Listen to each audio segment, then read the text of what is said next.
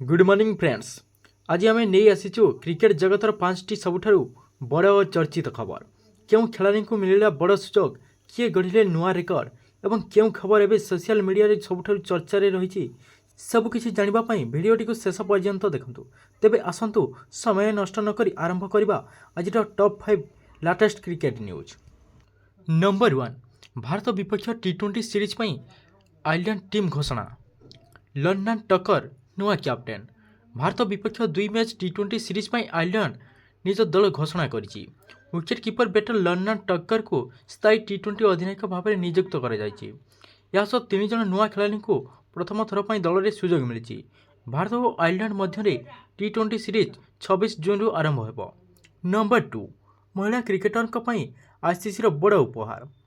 ICC अध्यक्ष जय शाह महिला cricketer मान एक बड़ पदक्षेप नहीं माँ हेबा परे खेल को फेरिबारे सहयोग करने आईसीसी एक नुआ फ्रेमवर्क आरंभ करिछि। यही योजना अनुसार खेलाड़ी माने गर्भावस्था और प्रसव पर भल सहायता, चिकित्सा सुविधा और क्रिकेट को सहजरे फेरिबार सुजोग पाइबे। यह महिला क्रिकेटर कैरियर को आहरी सुरक्षित और सशक्त करिवो। नंबर 3, भारत विपक्ष टी20 सीरीज पई इंग्लैंड करिछि टीम घोषणा। हैरी ब्रूक कैप्टेन होइतबा बेले नुआ ऑलराउंडर को सुजोग देइछि इंग्लैंड टीम। भारत विपक्ष टी20 सीरीज पई इंग्लैंड तांको टीम घोषणा कर सारी। दलर नेतृत्व नेबे युवा तारका हैरी ब्रूक, किंतु सबुठारु बड़ खबर होउछि युवा ऑलराउंडर जेम्स कल्स को प्रथम थर पर इंग्लैंड टी20 दल में सुजोग मिली। घरे क्रिकेट रे शानदार प्रदर्शन पर से यही सुजोग पाइछंती। भारत और इंग्लैंड मध्य हेबाकु थिबा एही टी20 सीरीज रोमांचकर हेबो बोली आशा करा जाउछि। नंबर 4, इंग्लैंड विपक्ष ओडीआई सीरीज रे धमाका करने विराट कोहली प्रस्तुत। भारत स्टार बैटर विराट कोहली वर्तमान संपूर्ण फिट हो सारी एवं इंग्लैंड विपक्ष आगामी ओडीआई सीरीज रे खेलने प्रस्तुत। हामस्ट्रिंग कारण से अफगानिस्तान सीरीज रु बाहर होते किंतु वर्तमान तांकर रिकवरी सफल हो सारी।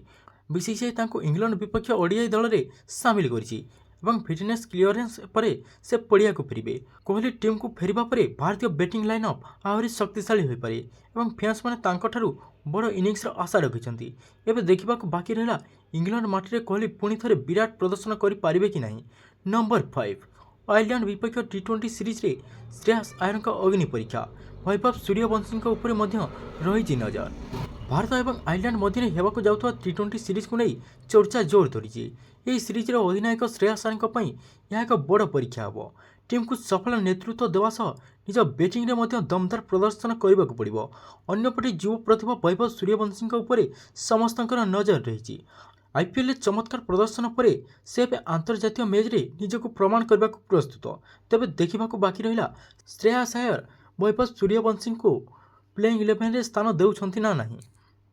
फ्रेंड्स, यही खबर मध्यरु क्यों खबरटी आपको सबुठारु अधिक रोमांचित कला कमेंट रे निश्चय जणातु। वीडियोटी भल लगिले लाइक कर दियंतु एवं प्रतिदिन एभली ताजा क्रिकेट खबर जानिबा पई आम चैनल को सब्सक्राइब कर दियंतु। जय जगन्नाथ।